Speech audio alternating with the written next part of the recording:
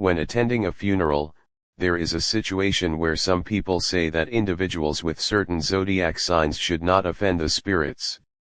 Although these are all folk taboos, we cannot completely disbelieve them, but we also cannot be completely superstitious.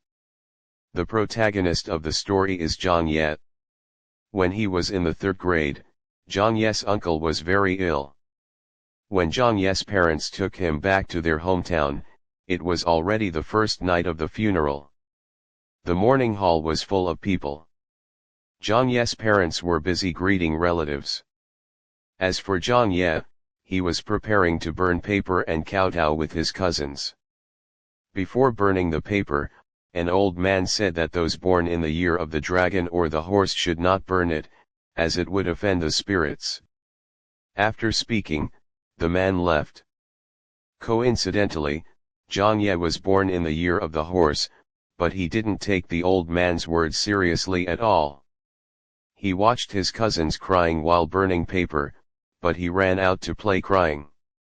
Xiao Ye also wanted to burn paper, but because he had a bad relationship with his uncle, he didn't feel sad.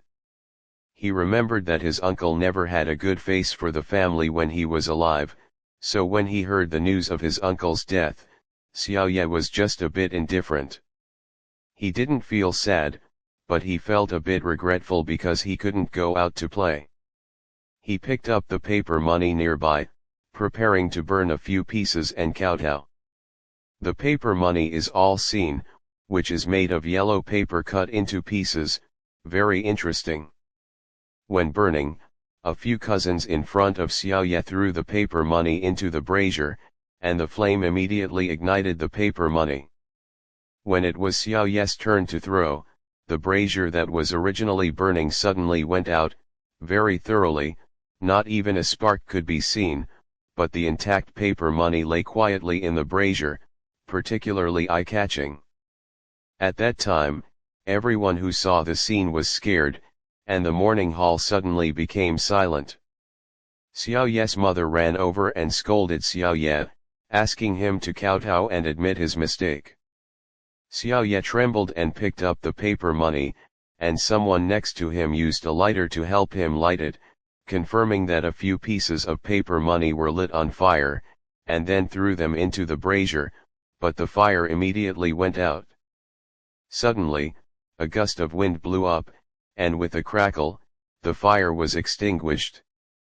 As for Xiao Ye's mother, she was also scared by this scene, so she knelt directly next to Xiao Ye, facing her uncle's coffin, crying and saying that Xiao Ye didn't mean it, don't be petty with the child.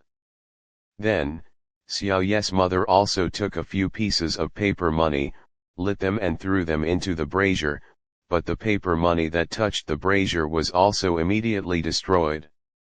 At that time, everyone felt that the eyes of Xiao Ye and his mother were not right. Under the crying and scolding of the aunt, Xiao Ye's mother pulled Xiao Ye out of the mourning hall. But as he walked out of the mourning hall, Xiao Ye looked back at the aunt, and lit a pile of paper money in the brazier, but this time, the flame did not go out, but burned vigorously. But this matter is not over yet. At noon the next day, Xiao Ye didn't want to go, and his uncle's family didn't want him to go either, because the scene of the previous night was too scary, but several old people in the village disagreed, saying that the nephew must send the funeral, this is the rule. Xiao Ye followed over. The so-called funeral procession is a long bamboo pole with several layers of paper streamers hanging on it, just like the emperor's entourage, the guards in front. The weather that day was hot, cloudless, and there was no wind on the road, so everyone was sweating.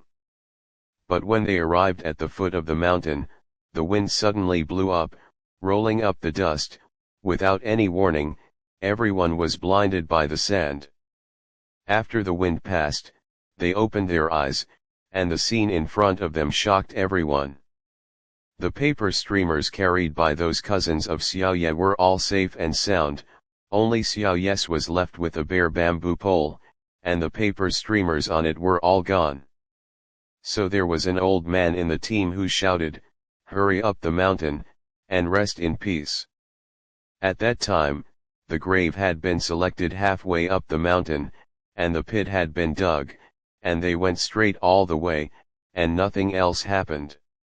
Then after putting the uncle's coffin in, an old man took a rooster, cut off the rooster's comb with a knife, and threw the bleeding rooster into the grave. There was chicken blood splashed on the grave. However, as soon as the rooster landed, it suddenly flew up and headed straight for Xiao Ye. Before Xiao Ye could react, he felt a sharp pain on his face and then fainted. When he woke up, he was already lying on the bed at home, without strength. It is said that he had a fever, and the fever reached 40 degrees. After taking an antipyretic injection at the clinic in the village, the condition improved. So, these strange things, if insisted on being a coincidence, it can't be said to be past.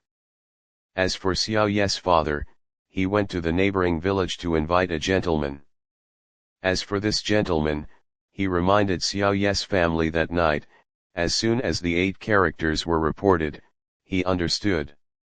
Xiao Ye not only offended the spirits, but also clashed with his uncle's zodiac sign. In addition, there was a disrespect for the deceased. How could he not be taught a lesson? I thought this matter was over, but I didn't expect that Zhang Ye's life has become special from then on, and it is different everywhere. Well, see you in the next story.